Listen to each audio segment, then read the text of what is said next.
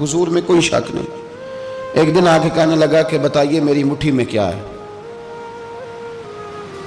تو نبی پاک صلی اللہ تعالی علیہ وسلم نے فرمایا اگر میں نے بتا دیا، کہنے لگا اگر آپ نے بتا دیا تو میں کلمہ پڑھ لوں گا۔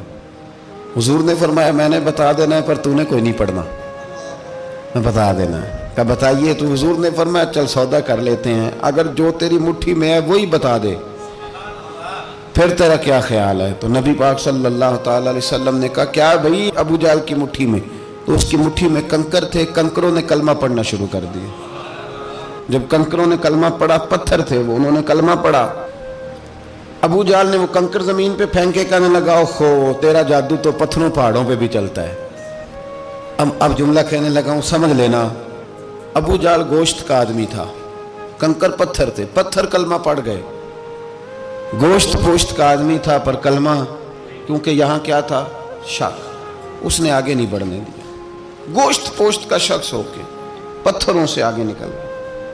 نبی پاک صلی اللہ علیہ وسلم کی خدمت میں آیا، بلکہ وہ جو یہودی والی روایت ہے اس کے پس منظر میں بھی بعض محدثین نے لکھا ہے، اس کو بھی اسی نے بھیجا، کہنے لگا جاؤ نبی پاک سے جا کے کہو اگر وہ درخت آپ کا کلمہ پڑھے تو میں بھی پڑھ لوں گا۔ درخت، اب درخت ہوتے تو جاندار ہیں پر کلمے تو کوئی نہیں نہ پڑھتے۔ درخت سے بھی تو انسانوں سے کلمہ پڑھنے کی بات، اگر درخت پڑھے تو میں پڑھ لوں گا۔ نبی پاک صلی اللہ علیہ وسلم دور بیٹھے تھے، درخت دور تھا، اور امام سیوطی علیہ رحمہ نے لکھا ہے درخت بھی کیکر کا تھا۔ نبی پاک صلی اللہ علیہ وسلم نے فرمایا اس یہودی سے کہ تو جا کے درخت کو کہہ کہ تجھے نبی پاک بلاتے ہیں۔ فرمایا میں گیا تو پھر تم نے کہنا جادو کر کے بلایا ہے۔ احتیاط بھی کی، ہر چیز آنکھوں کے سامنے رکھی، تو جا کے کہہ کہ تجھے بلاتے ہیں۔ وہ بندہ گیا، جا کے کہنے لگا، اور امام سیوطی نے اس کو لکھا ہے، کہنے لگے اس نے نبی پاک کا نام بھی نہیں لیا، کیونکہ ابو جہل اینڈ کمپنی کو پتا تھا کہ مصطفیٰ کے نام میں بھی بڑی برکت، خالی نام بھی نہیں لیا۔ کہنے لگا درخت وہ جو سامنے بیٹھے ہیں نا وہ تجھے بلا رہے، نام نہیں لیا حضور کا، وہ جو سامنے بیٹھے ہیں نا جاءت لدعوتہ الاشجار ساجدۃ۔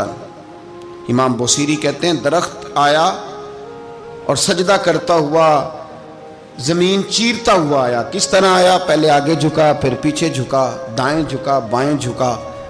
یہاں بھی لکھنے والوں نے لکھا ہے کہ وہ نہ درخت اپنی جڑیں اکھیڑ رہا تھا، جب چلنا تھا نا اس نے حضور کی طرف آنا تھا تو آگے دائیں بائیں ہوا، جڑیں اکھیڑ رہا تھا۔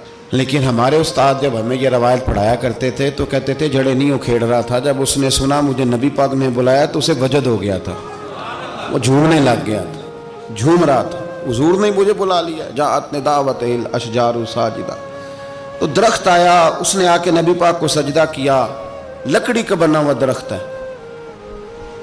سجدہ کیا۔ سجدہ کرنے کے بعد درخت اٹھا اور اٹھ کے اس نے نبی پاک کا کلمہ پڑھا۔ وہ جس کو ابو جہل نے بھیجا تھا نا یہودی، وہ درخت کی حالت دیکھ کے کلمہ پڑھ گیا، وہ کلمہ پڑھ گیا، لیکن یہی بے ایمان کہنے لگا ہوئے ہوئے ان کا تو درختوں پہ بھی جادو چلتا ہے۔ لا ریب فی، شک قرآن پاک میں، لیکن اگر بندے کے دماغ میں ہو اس کا علاج ہے کوئی، ادھر ہی شک بیٹھ جائے۔ بھی سادی مثال دیتا ہوں کہ سامنے دیوار صاف ہو لیکن گرد اگر آئینے پہ پڑی ہو، دیوار صاف کرنی چاہیے کہ اینک کا شیشہ صاف کرنا چاہیے؟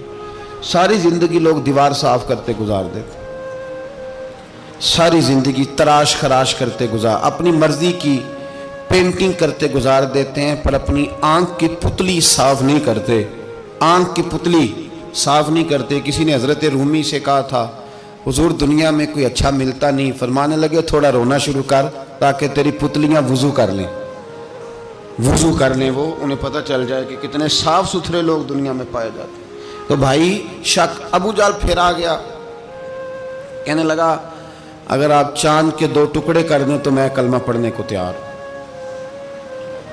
اچھا یہاں بھی بڑی مزے کی بات ہے، اللہ نے پہلے کہہ دیا نبی پاک کو کہ ان الذین کفروا سواء علیہم اانذرتہم ام لم تنذرہم لا یؤمنون۔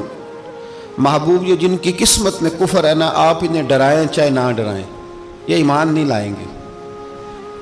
کنکروں نے بھی کلمہ پڑھ لیا، درختوں نے بھی پڑھ لیا، سارا کچھ ہو گیا، اور اللہ نے بھی کہہ دیا کہ محبوب اس بے ایمان نے کلمہ نہیں پڑھنا، پر حضور نے فرمایا یہ پڑھے نہ پڑھے ہم نے میدان نہیں چھوڑنا، جتنی دفعہ آئے گا نا ہم اسے ضرور معجزہ دکھائیں جتنی دفعہ ہے. ہم کیوں میدان چھوڑ. آگے کہنے لگا جی اگر چاند کے 2 ٹکڑے کر دیں تو اقتربت الساعۃ وانشق القمر.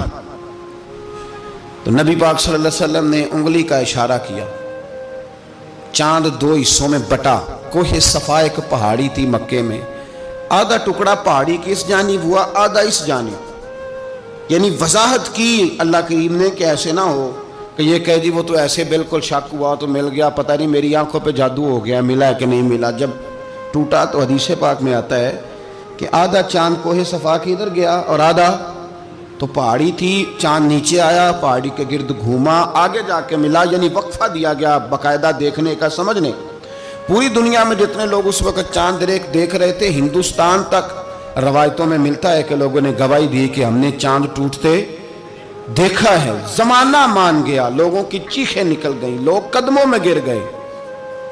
پر وہ جس کے دماغ میں شک تھا نا وہ نہیں مانا. شجر و حجر پہچان گئے پر انسان کی نظروں میں شک ہی رہا.